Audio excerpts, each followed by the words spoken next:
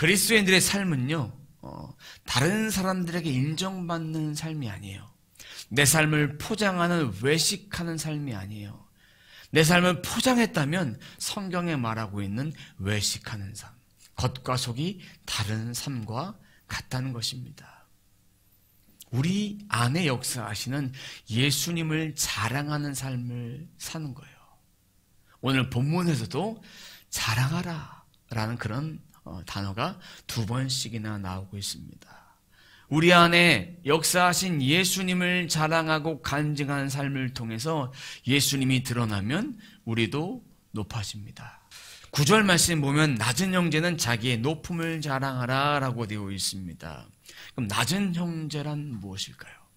물질적으로, 사회적으로 비천한 사람들, 불행한 사람들, 힘든 사람들입니다. 근데 헬라어 원문 성경에 보면 이 낮은 형제 앞에 그러나가 들어가 있어요. 근데 한글 여러 번역의 성경을 보니까 이 번역을 생략을 했어요. 그래서 오늘 9절 말씀을 읽을 때 제가 그러나를 삽입해서 자막을 띄워놨으니까 함께 같이 한번 읽어보도록 하겠습니다. 그러나 낮은 형제는 자기의 높음을 자랑하고, 이 그러나가 중요한 이유는 뭐냐면, 그러나는 앞의 문장과 연결되어 있다는 것을 말해주고 있습니다. 그러니까 8절 말씀과 연결되어 있어요. 그리고 8절 말씀은 2절부터 쭉 계속 연결되어 있다. 곧 오늘 본문은 2절부터 11절까지 통으로 되어 있는 연결된 말씀이다. 따로따로 떼어져 있는 말씀이 아니라 연결되어 있는 말씀이다. 그러니까 9절에서는 낮은 형제가 자기의 높아짐을 자랑하고, 또 10절에는 부한 형제는 또 낮아짐을 또 자랑해라 라는 것이죠. 결국 자랑하는데 무엇을 자랑할 것인가? 또 이 높아짐과 낮아짐을 자랑하는 것은 시험이 반드시 포함되어 있다라는 것입니다. 그러면 시험은 뭐라고 했습니까? 자신의 영적 성장을 이루기 위한 도구다. 시험은 내가 받는 것이 아니라 당하는 것이라고 말씀을 드렸어요. 내 의지를 통해서 시험을 선택할 수 있는 것이 아니란 것이죠. 시험은 당한 것인데, 오늘 본문 9절에 말하고 있는 낮은 형제라는 것은 흩어진 유대인들 디아스포라를 말하고 있습니다. 가진 것이 없어요. 가난해요. 그것도 힘든데 예수 믿는 것 때문에 핍박을 받아서 흩어졌어요. 동족에게 추방을 받고 가족들과의 관계 속에서 단절되어 버렸어요. 얼마나 억울하겠습니까?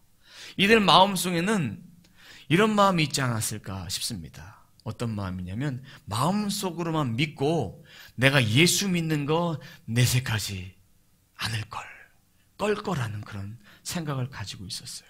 그랬으면 핍박도 안 받고 추방도 받지 않고 가족들과 행복하게 살 수 있었을 텐데, 근데 이것이 그들의 마음의 생각이 아니라 오늘 말씀에 보면, 6절 말씀에 보면 바람에 밀려 요동하는 바닷물결 같으니, 요동하는 그런 마음, 두 마음을 품었다라는 증거예요. 세상에 대한 마음과 예수 그리스도에 대한 마음과 두 마음을 품어서 내가 예수 믿는 것을 드러내지 말걸, 예수 믿는 것을 드러내는 것이 맞나?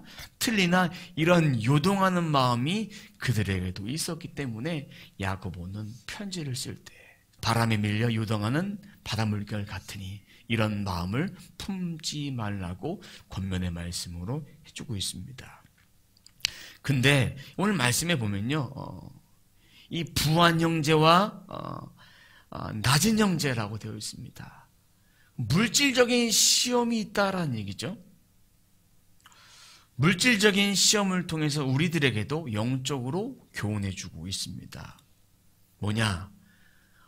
물질적인 시험을 받으면 마음이 흔들립니다. 마음이 힘들어요. 상황이 먼저니까 흔들려서 괴로워요. 오늘 이 문제를 어떻게 해결할 것인가? 내가 이 재정의 문제를 어떻게 해결할 것인가? 하면서 머릿속으로 계산기를 두들기고 고민을 합니다. 물질적인 문제 앞에 처음 당면했을 때 주여 말씀해 주옵소서, 이런 기도가 나온 사람은 거의 없어요. 이 물질을 어떻게 해결할 것인가 하면서 걱정과 근심과 고민을 하게 되어 있습니다. 이 낮은 형제의 마음, 바로 고난, 힘듦이 담겨져 있습니다. 우리들의 마음에도 물질적인 문제에 대해서 심히 아파 고민하기 때문에 이 야고보는 이 야고보서를 쓰면서 물질적인 문제를 통해서 이 평범하고도 어렵고도 힘든 문제를 어떻게 해결할 것인가 해결 방안을 주고 있습니다. 이 낮다라는 그런 말은 어떤 말이냐면 지면에 높이 솟아오르지 않는다, 안 보이는 거예요. 그리고 또 한 가지 뜻은 비천하다, 보잘것없다. 그리고 또 한 가지는 영적 의미로 받아들이시면 좋을 거예요. 겸손하다라는 그런 뜻을 가지고 있습니다. 그러니까 이들에게는 자랑거리가 없어요. 왜?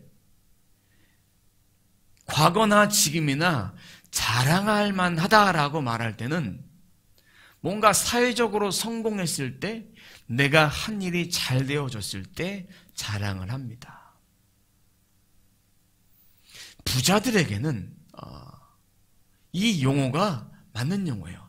당시에서도 자랑하다라는 그런 의미가 부자들이 가난한 자들에게 자신이 가지고 있는 부를 과시할 때 쓰고 있어요. 낮은 형제, 무엇을 자랑해야 될까요? 자기 안에 있는 예수 그리스도. 자기가 높아지는 거예요. 왜 높아졌냐? 예수 그리스도 안에서 부유하신 예수 그리스도가 우리 안에 오셨기 때문에 내 부유함을 자랑하는 거예요. 근데 이 자랑하는 말은 동사로 쓰여졌을 때는 기뻐하다라는 그런 뜻이 있습니다. 기뻐하다, 즐거워하다.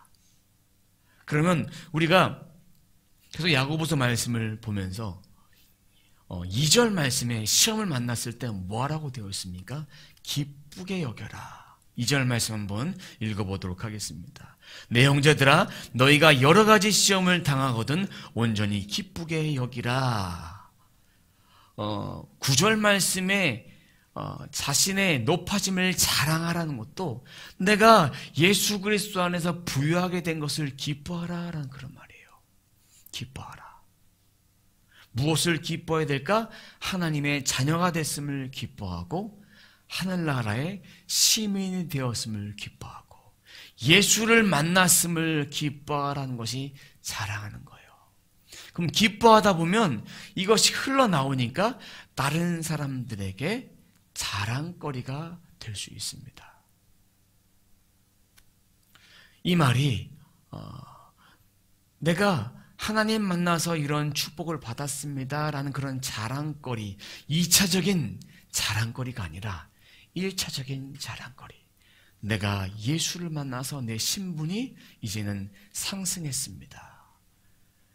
마귀의 자식에서 하나님의 자식이 되었습니다. 라는 것을 즐거워하라는 의미에서 자랑하다라는 것입니다. 그럼 이것을 깨달아지기 위해서 우리가 받아야 될 것이 무엇입니까?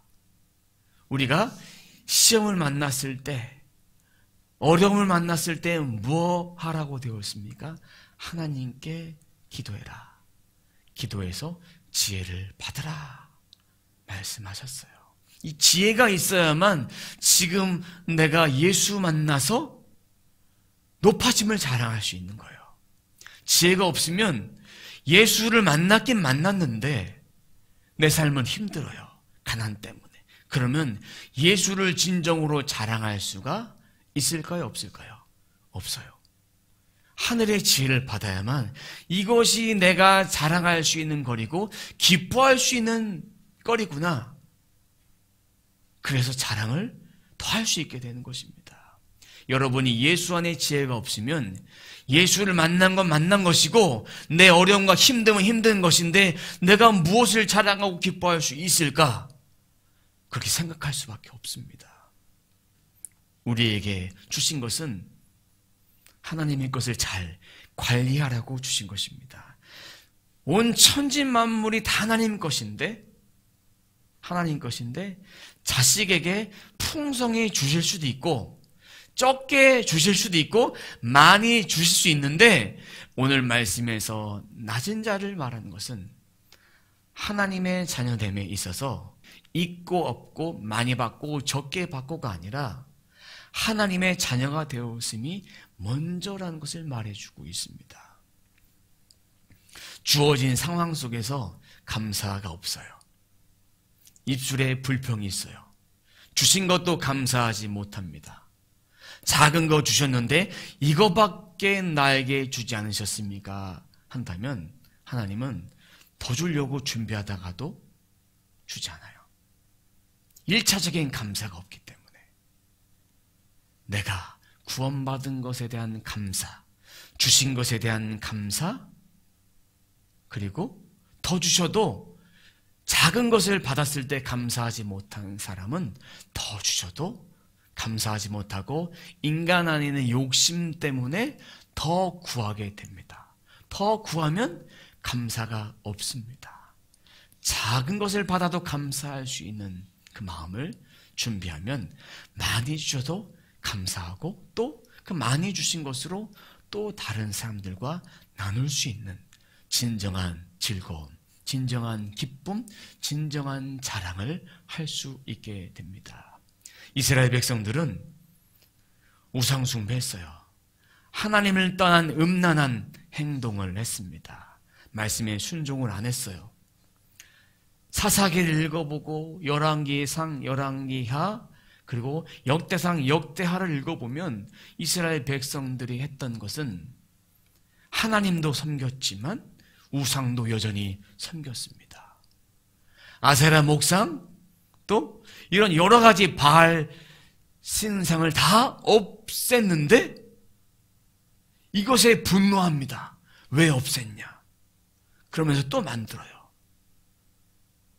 이런 죄악들을 범합니다. 하나님도 섬기고 우상도 섬기고 그러면서 여전히 하나님을 도구로만 이용합니다.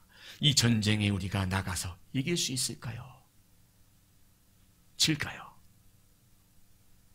우리를 넘겨주시겠습니까? 아니면 우리를 보호해 주시겠습니까? 그리고 하나님이 구원해 주시고 건져주시면 이 사사가, 이 왕이 있을 동안은 하나님을 섬기는 것 같지만 이 왕이 떠나서 또 우상숭배 정책을 또 쓰면 또 우상숭배합니다.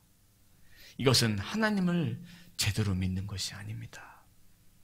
하나님은 하나님 외에 다른 어떤 신상도 만들지 말고 또 절하지도 말고 말씀에 복종하라고 했어요. 그러면서 하나님 말씀을 떠나지 마라. 떠나지 마라. 쉬운 말로 말하면 하나님 떠나면 너희들 국물도 없다. 이런 얘기예요. 근데 하나님을 여전히 붙들고 있으면서 우상숭배합니다. 이건 하나님 믿는 것이 아닙니다. 왜? 모든 율법의 말씀을 지키라 명령하셨는데 이 말씀을 지키지 않는 거예요. 신상도 만들고 우상도 만들고 이 속에 아직도 온전한 예수 그리스도의 사람, 하나님의 사람이 되지 못한 것입니다. 제2국에 가면 집집마다 신상들이 있습니다. 산당들이 있어요. 산당들이 있어서 집 문 앞에 가면 산당에 향초를 피워놓고 절을 하고 들어가요. 근데 예수 안 믿는 사람만 그러면 좋겠지만 예수 믿는 사람도 각 집집마다 조상신을 섬기고 있습니다. 조상신 섬기고 있어요. 그러니까 축복을 받을 수가 없습니다. 심지어 조상신을 섬기는 아이가 저는 저희 할아버지와 할머니와 매일매일 대화합니다. 조상이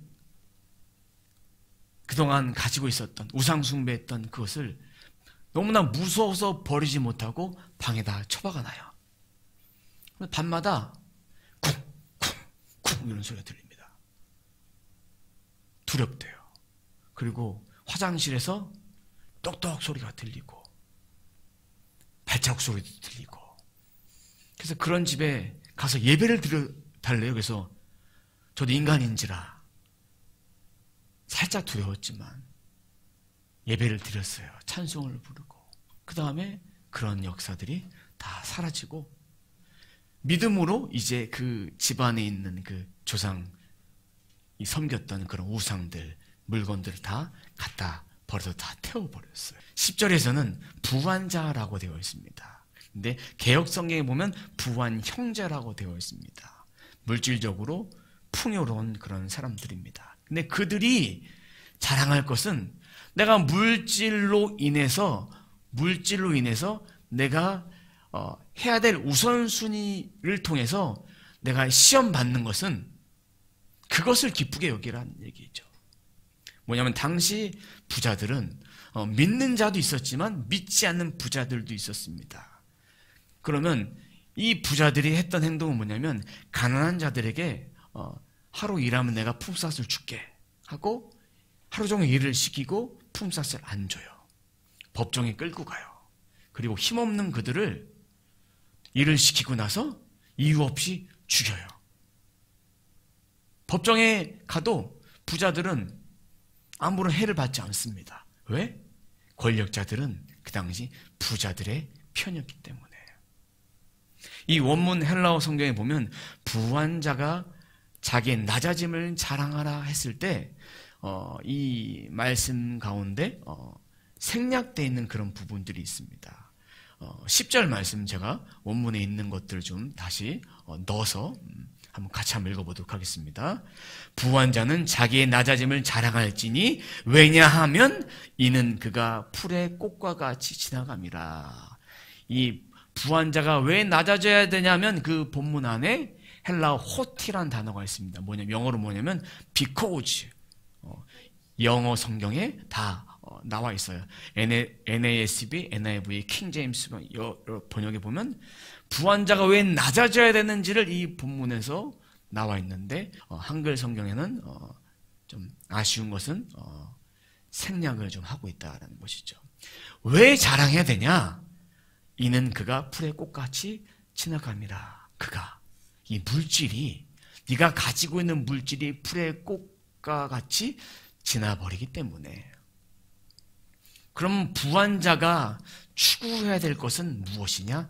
9절과 마찬가지로 하나님의 은혜다. 하나님의 은혜를 자랑할 수밖에 없다는 것을 보여주고 있습니다. 이 말씀은 당시 부환자, 믿음의 크리스찬들에게 주고 있는 메시지예요. 그러면 이 메시지가 전달되어졌을 때 이 부환 형제들이 이대로 다 즉시로 순종했느냐? 아닙니다. 성화되는 과정을 겪고 있는 거예요. 계속해서 부와 명예를 쫓아, 그리고 다른 부자들은 착취하고 사람을 죽이고 괴롭게 만드는 그런 일들을 행하고 있는데 옆에서 보고 있는데 이들 안에 그런 유혹과 시험이 있어요. 그 시험 앞에 계속해서 매일매일 나는 죽노라면서 십자가 붙들고 말씀 붙들고 이것을 이겨내야 되는 거예요. 그것이 그들의 낮아짐을 자랑하는 거예요. 모두가 다 자랑할 것은 예수만 자랑할 수밖에 없습니다. 부한 형제가 현재 겸손했다는 그런 말이 아니에요. 겸손하게 해내야 된다라는 그런 명령의 말씀으로 주고 있습니다. 우리도 예수를 만났다고 해서 다 변하지 않습니다. 성화가 되었다고 해서 계속해서 성화가 되어지는 거예요. 성령의 9가지 열매도 마찬가지입니다. 예수 만나고 성령 충만한 다음에 이 열매가 한 번에 다 내게 온다라는 그런 의미가 아니라 계속해서 그 열매가 맺어지는 것입니다. 맺어진 것은 우리의 뜻이 아닙니다. 성령께서 열매를 맺어지게 하시는 것이고 이 열매가 인내처럼 시험을 통해서 만들어내어지고 그것을 통해서 이겨내면서 믿음에 적극적으로 반응하면서 그것이 생겨나는 거예요. 그러면 10절에 풀의 꽃과 같이 된다라는 비유의 말씀이 무슨 뜻이냐? 11절의 말씀에 주고 있습니다. 11절 말씀 함께 읽어보도록 하겠습니다. 해가 돋고 뜨거운 바람이 불어 풀을 말리우면 꽃이 떨어져 그 모양의 아름다움이 없어지나니 부한 자도 그 행하는 일에 이와 같이 쇠잔하리라. 팔레스타인 지역은요, 이 해로부터 오는 그 평상시 온도가 40도예요. 제가 더울 때 저녁에 교회 와보면 30도예요. 거기에 10도. 그리고 오늘 왔는데 교회 온도가 28도예요. 거기에 플러스 12도가 더해졌다 생각한다면 땀이 그냥 흐르는 거예요. 제가 서구에서 교회를 할 때 그때는 에어컨이 없었어요. 더운 날 이렇게 밑에 선풍기를 틀었는데 선풍기를 틀어도 밑은 시원하고 위는 덥고 설교하면서 땀이 계속 흘러요. 그러니까 생각해보니까 30도 더위 가운데 이렇게 땀을 흘리면 설교한 거예요. 근데 이들은 40도, 평균 온도가 40도면 40도가 넘었다는 얘기예요. 그 열기 속에 다 말라 죽어요. 그때 저희 집사님이 이렇게 꽃을 해놓으셨어요. 한 주 있다 오면 꽃이 다 죽어요. 이 열기 때문에. 왜 죽을까? 우리는 꽃 키우는 은사가 없나? 했지만 이 열기 때문에 다 죽어버려요. 40도의 온도 속에는 풀의 꽃과 같이 다 쇠잔하고 다 말라버리는 거예요. 근데 11절에 부한 자도 그 행한 일이 이처럼 다 재물 쌓는 일이 모든 수고를 해도 다 땅의 것은 좀과 동록이 해할 수밖에 없다. 마태복음에 있는 그 말씀처럼 그렇게 다 소멸되어지고 바닥나져 버려요. 근데 하늘에 심으면 영원하다. 이 말은 뭐냐? 인간 생명의 끝은 있다. 우리가 아무리 더 오래 살고 싶다고 불로초를 먹고 건강을 위해서 뭔가 애써도 건강을 유지하긴 해야겠지만 우리가 생명을 더 연장하고자 해도 우리의 인생은 시한부 인생이에요. 100세 시대라고 하지만 100세까지 사는 분들이 그렇게 많지 않아요. 70, 80, 90, 100 더 사시는 분들도 있지만 중요한 건 얼마나 사느냐가 아니라 청지기로서 주신 것을 가지고 잘 누리면서 살아라 라는 것입니다. 불의 꽃과 같이 될 인생, 우리는 죽으면 낙원에 이르게 됩니다. 낙원에 가서 살게 되는데 우리 인생 어떤 계획을 세워도 그 인생의 계획은 우리의 뜻대로 될 수 없습니다. 하나님은 우리들에게 순종과 복종을 하기 원하십니다. 순종과 복종의 차이가 뭐냐면 순종은 이해가 될 때, 납득이 될 때 순종하는 거예요. 인간은 그럴 때 순종해요. 근데 하나님은 복종도 원하십니다. 복종은 뭐냐면 이해가 안 돼요. 하나님이 하라고 해요. 근데 어쩔 수 없이 끌려서 또 하기도 하고 하나님 말씀하시니까 내가 해야만 하니까 이렇게 마음이 강권적인 역사를 하게 됩니다. 이 복종은 복종하고 나면 나중에 왜 하나님이 복종하라고 하셨는지를 알게 됩니다. 하나님은 순종도 원하시지만 복종도 원하셔서 우리 삶 가운데 순종보다는 복종을 이끌어 가세요. 시험이라는 게 바로 나중엔 순종이지만 복종할 수 있도록 만드는 거예요. 시험을 당하니까. 시험이 이해가 돼서 순종하신 분이 없어요. 시험은 당하니까 복종할 수밖에 없는 거예요. 여러 가지 시험을 만났을 때 그 시험을 통해서 이 안에서 만들어내어진 그 시험을 가지고 예수를 바라보니까 시험을 이길 수 있고 의심하지 않고 흔들리지 않을 수 있습니다. 낮은 형제, 부한 형제 바라봐야 될 것은 하나님, 예수님, 성령님을 바라보면 그들이 자랑할 수 있게 됩니다. 여러분, 여러분의 낮아짐을 자랑하십시오. 여러분의 높아짐을 자랑하십시오. 이 자랑거리, 나의 나된 것은 오로지 주의 은혜입니다. 이 고백이 우리 입술 가운데 흘러나오도록 주님 우리들에게 시험을 당하게 하셨다. 그 중에서 오늘 본문에 나와 있는 물질적인 시험, 다른 사람들한테는 시험거리가 아닌데 나에게는 시험거리가 될 수 있습니다. 그 시험거리의 여러 가지 종류 가운데 시험을 만났을 때 그 예수님을 높이시기 바랍니다. 내 힘으로 그 시험을 이겨낼 수 없습니다. 낮은 자나 부한 자나 모두 다 예수 그리스도 안에서 하나다. 가진 것, 더 많이 가진 이유는 가난한 자를 도우라고, 많이 가진 걸 통해서 모든 사람들에게 다 흘려보내고 나누고 섬기도록 그렇게 주신 거예요. 그러니까 적게 가졌다 할지라도 하나님 원망하지 마시고 또 풍요로움을 또 가졌다고 해서 교만하지 마시고 누군가에게 또 흘려보내야 될 물질이다 기억하시면서 감사함을 받으시고 그렇게 하십시오. 그리고 내가 가진 것이 없는데 누군가에게 흘려보냄을 받았어요. 그러면 받고만 있지 마시고 또 누군가에게 또 흘려보내주시고 그럼 하나님이 또 채워주시고 그렇게 하나님 나라가 흘러가는 거예요.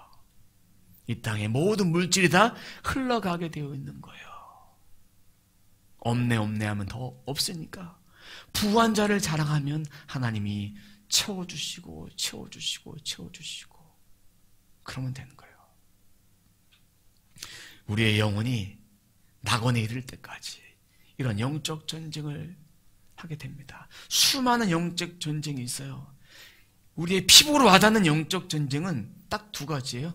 세 가지가 될 수 있겠죠. 하나는 물질적인 영적 전쟁, 또 하나는 내적인 영적 전쟁, 마음이 힘든 거, 또 하나는 육신적으로 아픈 거, 이런 전쟁들을 벌이게 됩니다. 그 전쟁 가운데 예수를 바라보고 예수 안에 있으면 우리는 모든 것이 하나님이 허락하신 것을 가지고 예수 그리스도의 이름을 선포하면 그 능력의 이름을 통해서 우리가 치유함 받고 회복도 되고 또 부족한 것도 채워지고 어차피 우리는 부족한 인생입니다. 아무것도 우리 힘으로 할 수 없는 인생이니까 그 인생에 그 주권자 되신 주님만 의지하면 이 모든 것이 다 예수 안에서 형통할 수 있습니다. 믿음, 신앙, 저절로 만들어지는 것이 아닙니다. 시험 속에 예수만 높이고 예수의 이름으로 승리해 가는 우리 모두의 삶이 되시길 주님의 이름으로 축원합니다.